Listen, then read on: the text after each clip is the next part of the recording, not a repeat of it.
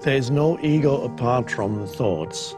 The thoughts, identification with thoughts is ego.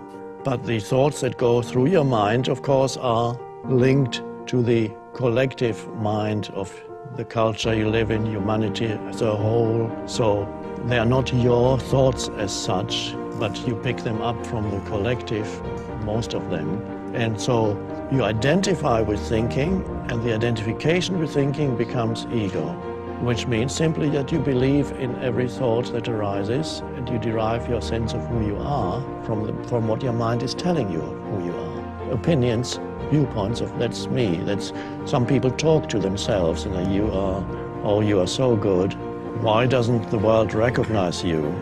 Or the mind says you're no good. Same thing. You're no good at all. You fail at everything, don't you? Again, and then you believe in it. And then you suddenly have a low view of yourself. Why you have a low view? Because you believed in your thoughts. And why are you thinking those thoughts?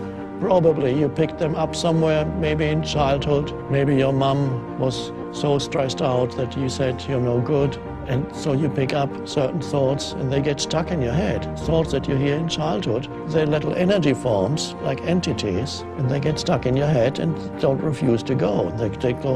And the more you believe in it, the more lodged, more deeply lodged they become in your mind. And so some people are stuck with very hostile entities. I'm saying entity, not in some spooky way, but every thought is an energy form, and as such we could call it an entity. And there are many people in this world who are stuck with hostile, life-denying, continuously critical and attacking entities that they carry in their head, and they believe that is who they are. And they are continuously attacking themselves. And if they are not attacking themselves, they attack others around them. Let me tell you who you are.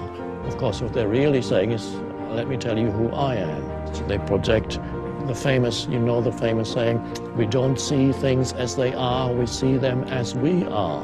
Which means you look at reality through the screen of your thinking and your judgment, which is conditioned by the past. A dreadful prison to live in.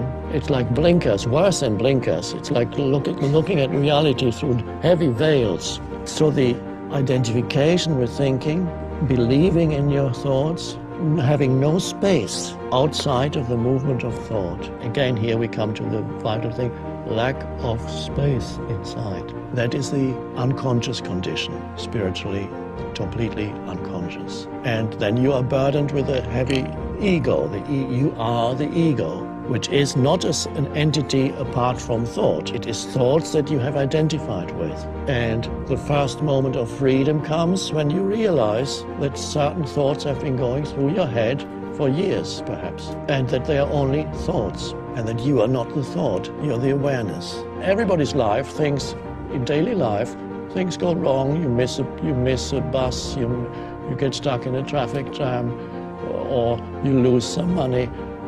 But yes, this is normal, but if you have the thought, bad things always happen to me, you're extremely aware of those things, and they confirm to you that the thought is correct. And this is the selective perception of reality through the screen of thinking. So the reality will confirm to you, and not only that, that thought or any thought of that kind actually attracts bad things, negative things.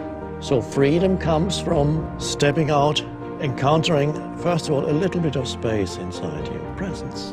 And then from there you realize certain thoughts as repetitive and just a thought. Bad things always happen to me. Oh, there it goes again. I thought that before. So that's to become free of ego means becoming free of thought, identification with thought. That's the end of the ego. It may reassert itself from time to time, but at least that's the awakening.